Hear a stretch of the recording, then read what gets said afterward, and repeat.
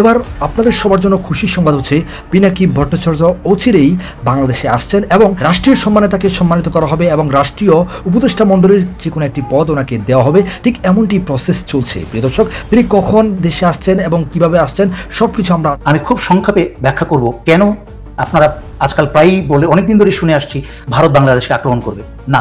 ছোট করে একটা উদাহরণ দিই, কেন ভারতের সেই ক্ষমতা নাই, শক্তি নাই, সাহস নাই, সেই অবস্থা নাই বাংলাদেশ আক্রমণ করার মতো। আমি চ্যালেঞ্জ করে বলতে পারি, আজকে যদি বাংলাদেশে হামলা করার জন্য কোনো দুঃসাহস ইন্ডিয়া দেখায়, ওইখানে আমার বড় ভাইরা বসে আছে, আমাদের পাকিস্তান, তারা চুপ থাকবে না, চায়না চুপ থাকবে না। কিন্তু বাংলাদেশকে এক ধরনের আক্রমণ বা যুদ্ধের হুমকি দিচ্ছে ভারত, কোনো সন্দেহ নেই। প্রশ্ন হচ্ছে, ভারত কি আসলে বাংলাদেশের সাথে যুদ্ধ করার মতো পরিস্থিতি আছে বলে মনে করে? ভারতীয় সেনাবাহিনীর উদ্দেশ্যে আজকে ডক্টর ইউনূস সাহেব তিনি একটা বার্তা পাঠিয়েছেন। সেই রবীন্দ্রনাথ ঠাকুর বাংলা বিভক্তের পক্ষে ছিল না, বাংলার স্বাধীনতার পক্ষে ছিল না, যেই রবীন্দ্রনাথ ঠাকুর ঢাকা বিশ্ববিদ্যালয় প্রতিষ্ঠার পক্ষে ছিল না, সেই রবীন্দ্রনাথ ঠাকুরের লেখা একটা গান বা কবিতা আজকে বাংলাদেশের জাতীয় সঙ্গীত। বাংলাদেশের জাতীয় সঙ্গীত এখন যেটা আছে সেটা থাকতে পারেন না। আমি আমার শেষ নিঃশ্বাস যতক্ষণ পর্যন্ত থাকবে, একজনও যদি আমার পেছনে না থাকে, আমি আমার মৃত্যু পর্যন্ত এই জাতীয় সঙ্গীতকে বাতিল করার জন্য যতটুকু যা করা প্রয়োজন আমি করে যাব। সম্মানিত দর্শক, আসসালামু আলাইকুম। নতুন একটা নিউজ ভিডিওতে আপনাদের জানাচ্ছি স্বাগতম। এইমাত্র পাওয়া তাজা এবং গরম খবর। প্রিয় দর্শক বন্ধুরা, পিনাকি ভট্টাচার্য অবশেষে বাংলাদেশে আসতে রাজি হয়েছে এবং খুব শীঘ্রই বাংলাদেশে আসতে চলেছে। সেই সাথে সাথে কিন্তু ভারতের অবস্থা ভয়াবহ খারাপ হতে চলেছে এবং নরেন্দ্র মোদী খুবই টেনশনে পড়ে গেছে। প্রিয় দর্শক বন্ধুরা, আজকের এই ভিডিওতে আপনারা সম্পূর্ণ বিস্তারিতের মাধ্যমে সব কিছু দেখতে পারবেন। সেই সাথে আজকের এই ভিডিওতে আপনারা দেখতে চলেছেন সমন্বয়কেরা যৌথ বাহিনী হিসাবে কাদের কাদের নিয়োগ করেছে এবং যৌথ বাহিনীতে কাদের কাদের অসুবিধা হচ্ছে, সব কিছু থাকছে আজকের এই ভিডিওতে। বেশি কথা না বলে আপনাদের বিস্তারিত ভিডিওতে নিয়ে যাবো। বিস্তারিত ভিডিওটি দেখার আগে একটা রিকোয়েস্ট, যারা এখন এই চ্যানেলটি সাবস্ক্রাইব করে রাখেন, এই চ্যানেলটি সাবস্ক্রাইব করে দিয়ে পাশে থাকা বেল আইকনটি বাজিয়ে রাখুন। ইতিমধ্যে যারা সাবস্ক্রাইব করে দিয়েছেন সকলকে জানাচ্ছি অসংখ্য ধন্যবাদ। প্রিয় দর্শক বন্ধুরা, চলুন তাহলে এই ভিডিওতে একটি লাইক দিয়ে আমরা বিস্তারিত ভিডিওগুলো মোবাইলের স্ক্রিন থেকে দেখে আসি। ব্যাখ্যা করব কেন আপনারা আজকাল প্রায়ই বলে অনেকদিন ধরে শুনে আসছি ভারত বাংলাদেশকে আক্রমণ করবে না। যে দেশকে আক্রমণ করা ছাড়াই এত বছর দখল করে খেতে পেরেছে, পুরা দখল রেখেছে, সেই দেশটা আক্রমণ করে বুলেট বা সৈন্য হত্যা করার প্রয়োজন নাই। এবং তারপর ছোট করে একটা উদাহরণ দিই, কেন ভারতের সেই ক্ষমতা নাই, শক্তি নাই, সাহস নাই, সেই অবস্থা নাই বাংলাদেশ আক্রমণ করার মতো। কারণ বাংলাদেশে আক্রমণ করতে গেলেই আপনারা খেয়াল করে দেখেন, ভারতের উত্তরে আছে লাদাখ এলাকা, সেই লাদাখ এলাকা থেকে চীন কিন্তু বসে থাকবে না, চীন আক্রমণ করবে ভারতকে এবং পাকিস্তানও আক্রমণ করে আসবে, পাকিস্তানের সহায়তায় কিন্তু কাশ্মীর দখল করে নেবে। একই সাথে ডান পাশে দেখছেন যেটা হচ্ছে পূর্বে আপনাদের চীনের একটা জায়গা আছে যেটা ভারতের, এটাকে বলে ডোকলাম। এই ডোকলামে একটা চীনের একটা অংশ ভারতের পেটের মধ্যে ঢুকে আছে, যেটা দেখতে চাকুর মতো, এটাকে বলে ড্যাগার্স পয়েন্ট। এবং এখান থেকে চিকেন নেক, বাংলাদেশের এবং ভারতের মাঝখানে যেই 12-14 কিলোমিটারের জায়গাটা চিকেন নেক বলে, এই চিকেন নেকটার মাত্র 50 কিলোমিটার দূরত্ব, সেটা চীন দখল করে এটাকে কেটে বন্ধ করে দিবে। বন্ধ করে দিলে সম্পূর্ণ 7 সিস্টার, এই ম্যাপের আমার ছবিতে ডান পাশে যেটা দেখতে পাচ্ছেন, সম্পূর্ণ 7 সিস্টার আলাদা হয়ে যাবে। আলাদা হয়ে গেলে চীন এখানে আক্রমণ করে আসবে এবং নাগবোচা যে স্টেটগুলো আছে, নাগাল্যান্ড, মিজোরাম, সব তারা দখল করবে, আর বাকিরা সব নিজেরা স্বাধীনতা ঘোষণা করে, কারণ তারা এমনিতেই স্বাধীনতা ঘোষণা করে তারা স্বাধীন হয়ে যায়। তাই নিজের পায়ে কোড়াল মারতে ভারত কখনোই বাংলাদেশকে আক্রমণ করবে না। এর মাঝখানে আমরা কি দেখলাম, আমাদের অত্যন্ত পরিচিত ভারতের রয়ের সদস্য প্রাক্তন সেনাপ্রধান ইকবাল করিম ভুইয়া হঠাৎ করে একটা বাহিনী দিয়ে সামনে চলে এলেন। বাহিনীটা কি দিলেন? বাহিনীটা দিলেন যে ভারতের ডিফেন্স মিনিস্টার রাজনাথ বাংলাদেশকে আক্রমণ করবে এবং আমাদের 3 বাহিনী প্রধানকে বললেন প্রস্তুতি নিতে যুদ্ধের জন্য। এবং সবচেয়ে গুরুত্বপূর্ণ বিষয় যেটা উনি বললেন, যা আমি এতদিন ধরে বলে আসছি ব্যাখ্যা, যেই কাজটা হতে যাচ্ছে সেটা কিন্তু শুরু হয়ে গেছে ইতিমধ্যে, যে কি উনি বললেন এই সিভিল সরকারের কাছ থেকে সরকারকে সরিয়ে দিয়ে ক্ষমতা নিয়ে নিতে। সেই জন্যই কিন্তু চুপ্পু জায়গা মতো বসে আছে এবং পদত্যাগ করেন বা চুপ্পুকে সরানো হয় নাই। তার মানে কি, এই সকল কিছুই কিন্তু একই সূত্রে গাথা। ভারতের হুমকি এবং কেন ভারতের রয়ের পোষা এবং হাসিনার পোষা দেশদ্রোহী বেইমান মির্জাফর জেনারেল, সেনাবাহিনীর জেনারেলগুলা এখনো পর্যন্ত বহাল তবিয়ত ইউনিফর্মে আছে, সেনাপ্রধান তাদেরকে সরায় নেই, 2-1 ছাড়া কাউকে সরায় নেই, সবাইকে এই পাশ থেকে ওই পাশে শুধু বদলি করেছে, কিন্তু সবাই জায়গা মতো আছে। এবং স্বৈরাচারী শেখ হাসিনার সকল রাষ্ট্র কাঠামো, তাদের সমস্ত এক্সিকিউটিভ সদস্য সহকারে জায়গা মতো আছে সবকিছু। আমি গত লাইভে বলেছি, যত 1টা 2টা করে গ্রেফতার করছেন, সমস্ত কিছু নাটক চলছে জনগণকে সন্তুষ্ট রাখার জন্য, চুপচাপ বসিয়ে রাখার জন্য। বাংলাদেশের সকল বিপ্লবী ছাত্র ছাত্রী জনতা, আপনারা সবাই বঙ্গভবন ঘেরাও করে ফেলুন, এই চুপ্পুর বঙ্গভবন ঘেরাও করে ফেলুন। ঘেরাও করে 24 ঘন্টার আলটিমেটাম দেন যে চুপ্পু যদি 24 ঘন্টার মাঝখানে পদত্যাগ না করে, টেলিভিশনের সামনে এসে পদত্যাগ ঘোষণা করে এবং সাইন করে পদত্যাগ না করে, তাহলে বঙ্গভবনের গেট ভেঙে আপনারা ভিতরে ঢুকে চুপ্পুকে ঘাড় ধরে কান ধরে আপনারা রাস্তায় নিয়ে এসে যা করার করবেন। এই হচ্ছে দেশ উদ্ধারের একমাত্র এবং সর্বশেষ উপায়। কারণ বিষাক্ত সাপের মাথাটা কেটে দিলেই সাপের বাকি দেহ নিথর হয়ে যাবে এবং বিচ্ছিন্ন হয়ে যাবে। আমার কথা বুঝতে পারলে স্বাধীনতা রক্ষা করতে পারবেন, নয়তো ছাত্র নেতা সহকারে বহু লোকের ফাঁসি হবে। বহুবার ওয়ার্নিং দিয়েছি। আমি আল্লাহর আশীর্বাদ হিসাবে আপনাদেরকে এই কথাগুলো বলে যাচ্ছি, যদি আপনারা কথাগুলো বুঝেন এবং শুনেন। বাংলাদেশের জাতীয় সঙ্গীত পরিবর্তন করাটা কেন জরুরি? যখন 1905 সালে বাংলা বিভক্ত হয়, তখন রবীন্দ্রনাথ ঠাকুর কান্দে কাটিয়া আমার সোনার বাংলা এই গানটা রচনা করে। এরপরে আন্দোলনের ময়দান 1911 সালে বাংলা মানে বঙ্গ রদ করা হয়, মানে বাংলা যে বিভক্ত হয়েছে এটা যখন আবার বাংলা একসাথ করা হয়, তখন ঢাকা বিশ্ববিদ্যালয় প্রতিষ্ঠার জন্য একটা প্রস্তাব করা হয়। ঠিক তখনই এই রবীন্দ্রনাথ ঠাকুর একটা ভেটো দেশে যে মূর্খের দেশে বিশ্ববিদ্যালয় করে কি লাভ, মূর্খের দেশে বিশ্ববিদ্যালয় করা যাবে না, এগুলো কলকাতা বিশ্ববিদ্যালয় পিছিয়ে পড়বে। সেই রবীন্দ্রনাথ ঠাকুর, যেই রবীন্দ্রনাথ ঠাকুর বাংলা বিভক্তের পক্ষে ছিল না, বাংলার স্বাধীনতার পক্ষে ছিল না, যেই রবীন্দ্রনাথ ঠাকুর ঢাকা বিশ্ববিদ্যালয় প্রতিষ্ঠার পক্ষে ছিল না, সেই রবীন্দ্রনাথের ঠাকুরের লেখা একটা গান বা কবিতা আজকে বাংলাদেশের জাতীয় সঙ্গীত। কেন পরিবর্তন হবে না? বাংলাদেশের জাতীয় সঙ্গীতে শিরক আছে কিনা এই ব্যাপারে জানো না। কারণ যেই দেশের মানুষ চেয়ারম্যানের কাছে যাইয়ে কয় যে আপনি যদি একখান কার্ড না দেন, আমার একটা চাউলের কার্ড যদি না দেন, তাহলে আমার মাই বলে আমি না খাই মরমো। যেই দেশের মানুষ কিছু হইলেই কোমরে তাবিজ জুলায়, ওই দেশের মানুষের যদি আপনি কন যে একটা জাতীয় সঙ্গীতে শিরক আছে, ওই দেশের মানুষের জীবনেও বুঝতে পারবে না, বিশ্বাস করবে না। দেখ, বাংলাদেশের যে জাতীয় সঙ্গীতটা অন্যান্য দেশের জাতীয় সঙ্গীত রচনা হয় কন যখন দেশটা স্বাধীন হয়, সেই স্বাধীনতার প্রেক্ষাপটে এই দেশের জাতীয় সঙ্গীত রচনায়। বাংলাদেশ স্বাধীন হয়েছে 1971 সালে, আর বাংলাদেশের জাতীয় সঙ্গীত রচিত হয়েছে 1905 সালে। মানে বাপের আগে পোলায় এরকম একটা কথা আছে না, এই ব্যাপারটা হচ্ছে এইখানে। পাকিস্তানের জাতীয় সঙ্গীত আপনি যদি হনেন, পাকিস্তান তো স্বাধীন যুদ্ধ করে স্বাধীনতা অর্জন করে নাই, পাকিস্তান বা ভারত দিয়ে আলাদা হয়েছে। পাকিস্তানের জাতীয় সঙ্গীত যদি আপনি হনেন, আপনি শৈলীটার জোশ চলে মন চাইবে জানো যে যার সামনে পাবেন কলা ধরে একটা পাসার দেবেন, শৈলী আমাদের একটা জোশ চলে। যেই জায়গায় বাংলাদেশের জাতীয় সঙ্গীতে বাংলাদেশ শব্দটা নাই, এবং বাংলাদেশের 1971 সালে যেই যে 30 লক্ষ শহীদের বিনিময়ে যে আমরা একটা দেশ পাইছি, সেই দেশের কথা নাই, দেশের স্বাধীনতার কথা নাই, সেই একটা সঙ্গীত, একটা উল্টাপাল্টা সঙ্গীত আজকে বাংলাদেশের জাতীয় সঙ্গীত। ভারতের জাতীয় সঙ্গীতের কথা দেন, ভারত শব্দটা উল্লেখ আছে, ভারত দেশের কথা আছে। বাংলাদেশের জাতীয় সঙ্গীতে বাংলাদেশের কথা নাই। বাংলাদেশের জাতীয় সঙ্গীত মানে গাইলে বা পড়লে বা শুনলে মনে হয় যেন গাছতলায় গাঁজা খাইয়ে বইয়া চিরদিন তোমার আকাশ, মন যেন গাঁজা খাইয়ে পিনিক করতেছে, বাংলাদেশের জাতীয় সঙ্গীত গাইতেছে।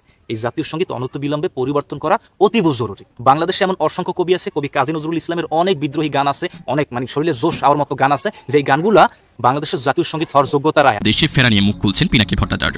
কবে তিনি দেশে ফিরবেন এই বিষয়ে বিস্তারিত তথ্য থাকছে আমাদের আজকের এই আয়োজনে। পিনাকি তার একটি ফেসবুক পোস্টে লিখেন, আমি সামার ভ্যাকেশন নেই জুলাইয়ের 3য় সপ্তাহ থেকে আগস্টের 2য় সপ্তাহ পর্যন্ত। কাকতালীয়ভাবে এই সময়টাতেই সংঘটিত হলো বাংলাদেশের 2য় মুক্তিযুদ্ধ, এক গণবিপ্লব। আমি সাধ্যমতো ভূমিকা রাখার চেষ্টা করেছি, কতটুকু পেরেছি জানি না, কিন্তু আন্তরিকভাবে চেষ্টা করেছি। দিনের পর দিন নির্ঘুম কাটিয়েছি। দুনিয়া কাঁপানো কয়েক সপ্তাহ পাল্টে দিয়েছে অনেক কিছুই। দেশ ইতিহাসের নির্মম ফ্যাসিস্টের হাত থেকে মুক্তি পেয়েছে। দল হিসেবে আওয়ামী লীগ নিশ্চিহ্ন হয়েছে। এক নদী রক্ত পেরিয়ে বাংলাদেশের ইতিহাসের এক অধ্যায়ের সমাপ্তি ঘটেছে। এই লড়াই পাল্টে দিয়েছে আমাকেও। নতুন করে জীবন নিয়ে পরিকল্পনা করতে হচ্ছে। আগামীকাল সকালে দীর্ঘ ছুটির পরে অফিসে জয়েন করব। আমার সময়ের একটা বড় অংশ নিয়ে নেবে আমার পেশাগত কাজ। গত 1 মাসের ফুল টাইম অ্যাক্টিভিজমের ওখানে আপাতত সমাপ্তি। ভিডিও বানানো চলবে, হয়তো ফ্রিকোয়েন্সি কমবে। ফেসবুকে টুইটারে সময় দেওয়া সম্ভব হবে না আগের মতো। বিপ্লব যদি আমাদের আশঙ্কাকে সত্য প্রমাণ করে বেহাত হয়ে যায়, আমি আবার ফিরে আসবো ফুল টাইম অ্যাক্টিভিজমে। দেশে ফিরবো। আমি যা করতে চাই তার প্রস্তুতি নিয়ে ফিরব। আমাকে পশ্চিমের ইন্টেলিজেন্সের সাথে জায়গা করে নিতে হবে, আমার জন্য না, বাংলাদেশের জন্যই। সেজন্যই আমাকে আরও কিছুদিন থাকা দরকার ইউরোপে। আমি বাংলাদেশে একটা নন প্রফিট ইন্ডিপেন্ডেন্ট ইনস্টিটিউট করব আর্ট আর হিউম্যানিটিস পড়ানোর জন্য। কোনো কর্পোরেট বা রাষ্ট্রীয় সাহায্য আমি নেব না। সারা দুনিয়া থেকে সেরা ফ্যাকাল্টিরা এসে পড়াবেন আমাদের তরুণদের। আমি দুনিয়াকে খুলে দেবো সবার সামনে। বেশিরভাগ কোর্সই হবে ফ্রি, অল্প কিছু পেইড কোর্স থাকবে। বাংলাদেশের তরুণদের সাথে আমি দুনিয়ার বুদ্ধিবৃত্তির সাথে কানেক্ট করিয়ে দেবো। এই প্রতিষ্ঠান করার রিসোর্স সাথে নিয়েই ফিরতে হবে। এই ইনস্টিটিউট হবে আগামী বাংলাদেশের ইন্টেলেকচুয়াল পাওয়ার হাউস। দোয়া করবেন আমার এই আখিরি স্বপ্ন যেন পূরণ করার হিম্মত অর্জন করতে পারি। আমি সারাটা জীবন আপনাদের সাথেই থাকবো, জনগণের একজন হয়ে উঠে আপনাদের কণ্ঠস্বর হয়েই থাকবো। এই কণ্ঠস্বর ক্ষমতার কাছে মাথা নোয়াবে না। আগামীর বাংলাদেশকে আমরা একসাথে মাথা উঁচু করে গড়ে তুলব। এই মাসে 22 থেকে 27 তারিখ পর্যন্ত এই সময়ে জাতিসংঘের 79তম অধিবেশনে অংশ নিতে বাংলাদেশ থেকে যাচ্ছেন সরকার প্রধান ডক্টর মোহাম্মদ ইউনূস। সরকার প্রধান হিসেবে জাতিসংঘে এটা ওনার প্রথম যাওয়া। এই সফরে ওনার সফর সঙ্গী কতজন হচ্ছেন, এটা একটা গুরুত্বপূর্ণ বিষয়। এই কারণে যে আমরা এই সফর সঙ্গী নিয়ে আগে অনেক নাটক দেখেছি, অনেক কিছু হয়েছে এই সফর সঙ্গী নিয়ে। আমাদের প্রধানমন্ত্রী বিমান ভর্তি করে নিজস্ব বিমান নিয়ে সেখানে 1-150 লোককে নিয়ে ওখানে যেতেন জাতিসংঘে। সেখানে যে 5 স্টার হোটেলে অবস্থান করতেন এবং সেখানে অনেক নাটক হতো। কে কে প্রধানমন্ত্রীর সঙ্গে সফর সঙ্গী হতে পেরেছেন সেটা নিয়ে আলোচনা হতো। এবং এই হতে পারাটা, তার সফর সঙ্গী হতে পারাটা আমাদের জাতীয় জীবনে, আমাদের ব্যবসা বাণিজ্যে একটা বড় প্রভাব রাখত। কিছু লোকের এটি ছিল একমাত্র যোগ্যতা, উনি প্রধানমন্ত্রীর সঙ্গে সফর সঙ্গী হতে পারেন। দেশে এসে বাহাদুরি করতেন, সেটা দেখাতেন, ছবি দেখাতেন, একই বিমানে তারা যাচ্ছেন। অনেক খুনের মামলার আসামি তার সঙ্গে সফর সঙ্গী হয়েছেন এবং সফর সঙ্গী হওয়ার কারণে তারা সেই খুনের মামলায় ফাইনাল রিপোর্ট দিয়েছে পুলিশ। উনি পাওয়ারফুল লোক, প্রধানমন্ত্রীর কাছের লোক। প্রধানমন্ত্রী যাওয়ার সময় তারা আত্মীয় স্বজনদের নিয়ে যেতেন, এত কিছু নিয়ে উনি যেতেন সেখানে। এক বিরাট নাটক। এবং এই নাটকের আরেকটা অধ্যায় আছে, সে অধ্যায়টা আমি একটু পরে বলছি। তার আগে আমি একটু তুলনাটা করে নিই। আমাদের শেখ হাসিনা যখন যেতেন তার সঙ্গে এই যে সে 100-150 লোক যেত, এর বিপরীতে এবার ডক্টর ইউনূস উনি যাচ্ছেন, ওনার সঙ্গে কয়জন লোক যাচ্ছেন? ওনার সঙ্গে যাচ্ছেন মাত্র 7 জন লোক। আমি আবার একটু আগের প্রধানমন্ত্রী আলোচনা যাচ্ছি। আমাদের আগের প্রধানমন্ত্রী, আমি 2-1টা সফরের কথা বলি। উনি এর আগে 2015 সালে যখন গিয়েছিলেন নিউ ইয়র্কে এই জাতিসংঘের 70তম অধিবেশনে অংশ নিতে, তখন ওনার সঙ্গে সফর সঙ্গী হয়েছিলেন 227 জনের একটা দল। ভুল শুনেন নাই, 227 জন, 227। এত লোক, এটা অবিশ্বাস্য একটা কাহিনী। এত লোকজনকে নিয়ে উনি গিয়েছিলেন। এর আগে 2014 সালে 69তম অধিবেশনে ওনার সঙ্গে সফর সঙ্গী ছিল 178 জন, আর 2013 সালে ছিল 134 জন। মানে প্রতি বছরই ধীরে ধীরে ধীরে ধীরে যেন বাড়তে থাকতো। জাতিসংঘে এবার ডক্টর ইউনূসের সঙ্গে যে 7 জন যাচ্ছেন তারা কারা? আমি একটু সংক্ষেপে আপনাদের বলি, 7 জন যেহেতু নামগুলো বলা সহজ হবে। এই 7 জন হচ্ছেন তার মেয়ে দিনা আফরোজ ইউনূস, এসডিজি বিষয়ক মুখ্য সমন্বয়ক লামিয়া মোর্শেদ, অর্থনৈতিক অবস্থার শ্বেতপত্র প্রণয়ন কমিটির প্রধান দেবপ্রিয় ভট্টাচার্য, দ্রিকের ব্যবস্থাপনা পরিচালক শহীদুল আলম, প্রধান উপদেষ্টার বিশেষ সহকারী মোহাম্মদ মাহফুজ আলম, প্রধান উপদেষ্টার সহকারী একান্ত সচিব সাব্বির আহমেদ ও ব্র্যাক বিশ্ববিদ্যালয়ের শিক্ষার্থী আয়েশা সিদ্দিকা তিথি। এই হলো 7 জন। মানে উনি যে কাজে যাচ্ছেন এই কাজের জন্য উনি মনে করেছেন এর চেয়ে বেশি লোককে নেওয়ার কোনো দরকার নেই। এবং সম্ভবত পৃথিবীর যত দেশ থেকে রাষ্ট্রপ্রধানরা যাচ্ছেন, সম্ভবত বাংলাদেশের এই যে টিমটা, এটা হচ্ছে সবচেয়ে ছোট। তো এই যে ছোট টিম নিয়ে যাওয়া আর বড় টিম নিয়ে যাওয়া, পার্থক্যটা কি? ছোট টিম নিয়ে যাওয়া থেকে আমাদের সম্মান কমবে, আর উনি যে বড় বড় টিম নিয়ে যেতেন আমাদেরকে সম্মান বাড়তো। অনেক সময় এমনও হতো উনি কারো একজনের সঙ্গে দেখা করতে চান, সে দেখা করতে না পেরে হোটেলে দিনের পর দিন ওয়েট করতেন। ওনার চামচারা বলতেন যে ম্যাডাম থাকেন, আপনার থাকেন, অমুকের সঙ্গে দেখা করিয়ে দেবো। দেখা আর হতো না। এরকম অপমানজনক অবস্থার বহুবার হয়েছে কিন্তু। আর এবার ডক্টর ইউনূস যাওয়ার পর উনি কি অর্জন করেন, কি নিয়ে আসেন, সেটা আমরা দেখতে চাই। এবং আমার মনে হয় তখন তুলনাটা আরো চমৎকার হবে, আরো ভালোভাবে সেই তুলনাটা আপনারা করতে পারবেন, বুঝতে পারবেন যে রাষ্ট্রনায়ক কাকে বলে, সরকার প্রধানের কেমন হওয়া উচিত, সরকার প্রধানের লক্ষ্য কি হওয়া উচিত, ব্যক্তিগত প্রচার না দেশের উন্নয়ন, সেই অবস্থানটা ক্লিয়ার হবে। আমি বলেছিলাম আরো একটা কথা বলবো, রাজনৈতিক কথা। সে কথাটা কি, যতবার শেখ হাসিনা যেতেন ততবার আমরা এয়ারপোর্টে একটা মৎসব দেখতাম। উনি এয়ারপোর্টে নামবেন, ওনার দলীয় অনুগতরা এয়ারপোর্টে একটা তাণ্ডব করতেন যে উনি আসছেন জিন্দাবাদ জিন্দাবাদ। আবার রাস্তার ওপারে অথবা পাশাপাশি দেখা যেত যে বিরোধী দলীয়রা, বিএনপি এবং অন্যান্যরা, অথবা এখানকার সচেতন নাগরিকরা ও প্রবাসী বাঙালিরা, তারা শেখ হাসিনার বিরোধী একটা স্লোগান দিত। এই যে পাল্টে পাল্টে স্লোগান, অনেক সময় মারামারি বন্ধ হয়েছে। আমাদের দেশের ভাবমূর্তিকে কোথায় নামাতো, বিদেশিরা কিন্তু দেখতেন, দেখে কি ভাবতেন আমাদের সম্পর্কে, একটা লজ্জার ব্যাপার হয়ে দাঁড়াতো।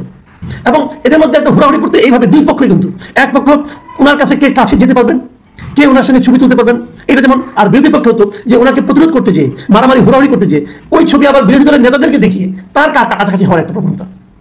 এই দুই প্রবণতার আমার আশা, আমার বিশ্বাস এবার অবসান হবে। আমি জানি অনেক প্রবাসী বাঙালি হয়তো ডক্টর ইউনূসকে পছন্দ করেন, তারা চাইবেন ডক্টর ইউনূস যেন গিয়েছেন ওনাকে সম্বর্ধনা দেওয়ার জন্য, অথবা ওনাকে ওনার নামে মানে ওনাকে অভিবাদন জানানোর জন্য, ফুল দিয়ে ওনাকে স্বাগত জানানোর জন্য, হয়তো এটা হবে। কিন্তু তারপরও আমি মনে করি এই হওয়াটার মধ্যে ওই ধরনের হুড়াহুড়ি থাকবে না, ওই ধরনের স্থূলতা থাকবে না, এবং এটা হবে সম্মানজনক, এটা হবে, এটা দৃষ্টিকোণ লাগবে না, এটা নিয়ে কেউ কোনো রকম হাসাহাসি করবে না, এবং আমাদের প্রবাসী বাঙালিদেরকেও আমি আমার ধারণা লজ্জায় পড়তে হবে না। তারপরও বিশ্বাস তো নাই, দেখা যাক কি হয়। আমিও প্রত্যাশা করবো ডক্টর ইউনূসও বলবেন যে এয়ারপোর্টে যেন এই সমস্ত সিনক্রিয়েট এরা না করে, সেটা হবে জাতি হিসেবে আমাদের জন্য সম্মানজনক। আমার মনে হয় এই পার্থক্যটা পুরো বিশ্ব লক্ষ্য করবে। এই 227 জনের দল নাকি কেবল 7 জনের দল, এবং কেবল 7 জনের দল নিয়ে কি বেশি অর্জন করা যায় দেশের জন্য, অর্থনৈতিক অর্জন বলেন অথবা কোনো মানে আপনার সামাজিক অর্জন বলেন অথবা মানে মান সম্মানের বিষয়গুলো বলেন, এটা কি বেশি আসবে না কম আসবে, এই কম্পারিজনটা আমরা আশা করি যখন ফিরবেন 27 তারিখের পরে তখন আমরা দেখি। আসসালামু আলাইকুম, আমি নাইম। দর্শক, গেল 4 সেপ্টেম্বর থেকে আমাদের আইনশৃঙ্খলা বাহিনীর সমন্বয়ে বেশ কয়েকটি যৌথ অভিযান চলছে, কিন্তু মিডিয়া প্ল্যাটফর্মে খুব বেশি এটা কাভারেজ পাচ্ছে না। তবে আমাদের এই যৌথ বাহিনীর অভিযানে বেশ কিছু ঘটনা ঘটছে। প্রথম ধাপে যারা টার্গেটেড হচ্ছেন 2 শ্রেণীর মানুষ। এক শ্রেণী হচ্ছে আওয়ামী লীগের বিভিন্ন নেতাকর্মী বা এমপিদের পিএস অথবা খুব কাছের যারা মানুষ আছেন যাদের কাছে হয়তো অনেক তথ্য থাকতে পারে, যাদেরকে ধরলে নানান ধরনের অ্যাক্টিভিটিজের খবর বের হয়ে আসবে, তারাই একটা টার্গেটেড হচ্ছেন। আর আরেকটা টার্গেটেড হচ্ছে যাদের কাছে এই বৈষম্য বিরোধী আন্দোলনের ফাঁকে থানাগুলোকে যারা লুট করেছে তারাও কিন্তু একটা টার্গেটে পরিণত হচ্ছেন। গোয়েন্দা প্রতিবেদনের ভিত্তিতে আপনার চলছে যৌথ অভিযান হুলস্থুল কাণ্ড। আজকে আমরা দেখছি বাংলাদেশের প্রথম সারির বেশ কয়েকটা গণমাধ্যম তারা যে প্রতিবেদনটা করেছে, যৌথ বাহিনীর এই অভিযানে গত 3 দিনে 4000 অস্ত্র, 3 লক্ষ গোলাবারুদ উদ্ধার হয়েছে। তাহলে ভাবা যায় যে কি পরিমাণ জিনিসপত্র আমাদের রাষ্ট্রীয় কোষাগার থেকে বা থানা থেকে কারাগার থেকে লুট হয়ে গেছে। এটা এখানেই শেষ না, আরও যে কয় লক্ষ উদ্ধার হয় সেটাই কথা। এর মধ্যে যে অস্ত্রগুলো উদ্ধার হচ্ছে দুই ধরনের, একটা হচ্ছে যে আওয়ামী লীগ সরকার গত 15 বছরে যাদেরকে অস্ত্রের লাইসেন্স দিছে তারা, প্লাস এই সংখ্যাটা প্রায় 50,000-এর উপরে মনে হয়, আর প্লাস হচ্ছে যে বিভিন্ন থানাগুলোকে আগুন জ্বালিয়ে বা কারাগারে আগুন জ্বালিয়ে যে অস্ত্রগুলো লুট হয়েছে সেগুলো। তো আমরা দেখছি 3রা সেপ্টেম্বর ছিল আপনার লাস্ট ডেট, এরপরেই 4টা সেপ্টেম্বর থেকেই শুরু হয়েছিল অভিযান। পুলিশ সদর দপ্তর বলছে 5ই সেপ্টেম্বর পর্যন্ত ঢাকা সহ সারা দেশে লুট হওয়া বিভিন্ন অস্ত্রের সংখ্যা ছিল 5,818টি। আর মানে এটা হচ্ছে বিভিন্ন জায়গা থেকে লুট হওয়া লাইসেন্সধারী অস্ত্রগুলো না। এর মধ্যে 5 সেপ্টেম্বর পর্যন্ত যে আজকে দিন পর্যন্ত অভিযান চালানো হয়েছে প্রায় 4,000-এর কাছাকাছি অস্ত্র উদ্ধার হয়েছে। রাইফেল, SMG, LMG, পিস্তল সহ এখনও উদ্ধার করা যায়নি আরও প্রায় 1,000-1,500-এর কাছাকাছি অস্ত্র। এছাড়া প্রায় 3 লাখ লুট হওয়া গোলাবারুদ এখনও আপনার উদ্ধার করা সম্ভব হয়নি। যা উদ্ধার করা সম্ভব হয়নি আমরা যদি দেখি, চায়না রাইফেল উদ্ধার করা যায়নি 839টি। আচ্ছা সরি, আপনার লুট হওয়া অস্ত্রের মধ্যে চায়না রাইফেল উদ্ধার করেছে 839টি, উদ্ধার হয়নি 296টি। বাংলাদেশি রাইফেল উদ্ধার হয়েছে 9টি, উদ্ধার হয়নি 1টি। SMG উদ্ধার হয়েছে 191টি, উদ্ধার হয়নি 60টি। LMG উদ্ধার হয়েছে 21টি, উদ্ধার হয়নি 11টি। পিস্তল উদ্ধার হয়েছে 731টি, উদ্ধার হয়নি 825টি। তারপরে আমরা যদি দেখি বিশাল অস্ত্র মানে ভালোই লুটপাট হয়েছে আমাদের ইয়া থেকে, গোলা বারুদও আছে। বিভিন্ন বোরের গুলি উদ্ধার হয়েছে 3,12,897টি, আর উদ্ধার করা যায়নি এখনও প্রায় 3 লাখের কাছাকাছি। টিয়ার শেল গ্যাস উদ্ধার করা হয়েছে 23,194টি, উদ্ধার করা যায়নি এখনও প্রায় 9,000-এর মতন। টিয়ার গ্যাস গ্রেনেড উদ্ধার করা হয়েছে 704টি, উদ্ধার করা যায়নি 751টি। সাউন্ড গ্রেনেড উদ্ধার করা হয়েছে 2,128টি, উদ্ধার সম্ভব হয়নি 2,564টি। ভাই বিশাল অস্ত্রের ফিরিস্তে, আমি ভাবতেও পারি না যে এত অস্ত্র আসলে লুট হয়ে গেছে। তো পুলিশ সদর দপ্তর বলছে যৌথ অভিযান চলমান রয়েছে। বাংলাদেশ সেনাবাহিনী, police, border guard, BGB, Bangladesh Ansar, গ্রাম প্রতিরক্ষা বাহিনী, কোস্টগার্ড এবং র্যাব, তারা বিভিন্ন গোপন তথ্যের বা গোপন সূত্রের বরাতে এই সকল জায়গাগুলোতে অভিযান চালাচ্ছে। আরও অনেক ধরনের অভিযান চলবে। তবে এই অভিযানটা দৃশ্যত সোশ্যাল মিডিয়া প্ল্যাটফর্মে অথবা গণমাধ্যমের মাধ্যমে খুব বেশি কাভারেজ দেওয়া হচ্ছে না। এটা একটা হিডেন মিশন, যেন সন্ত্রাসীরা বা যাদের কাছে এইসব মেশিনারিজ আছে তারা যেন টের না পায়। আর পুলিশের যে 999 নাম্বার, যে নাম্বারটা দেওয়া আছে, সেই নাম্বারেও আপনি যদি মনে করেন আপনার আশেপাশে থাকা কোনো বন্ধু বা কোনো ব্যক্তি তার কাছে অতীত অস্ত্র ছিল, সেই তথ্যটা আপনি 999 নম্বরে ফোন করে দিতে পারেন পুলিশকে। পাশাপাশি আপনার কাছে যদি রহস্যজনক মনে হয় যে এই মানুষটার কাছে নতুন কিছু দেখা যাচ্ছে, অস্ত্র বা বিভিন্ন জিনিস, সেক্ষেত্রেও আপনি 999 নম্বরে ফোন করে তথ্য দিতে পারেন। আপনার পরিচয় গোপন রেখে পুলিশ অভিযান। প্রিয় দেশবাসী, শুরু থেকে শেষ পর্যন্ত যারা এই ভিডিওটি দেখেছেন সকলকে জানাই অসংখ্য ধন্যবাদ। যারা এরকম নিউজ ভিডিওতে পেতে পছন্দ করেন তারা অবশ্যই এই চ্যানেলটি সাবস্ক্রাইব করে পাশে থাকা বেল আইকনটি বাজিয়ে দিবেন। যারা এখনও এই ভিডিওটি শেয়ার করেননি, এই ভিডিওটি দ্রুত শেয়ার করে সকলকে দেখার সুযোগ করে দিন। আজকের মতন এই পর্যন্ত, দেখা হচ্ছে পরবর্তী কোনো ভিডিও নিয়ে ইনশাল্লাহ।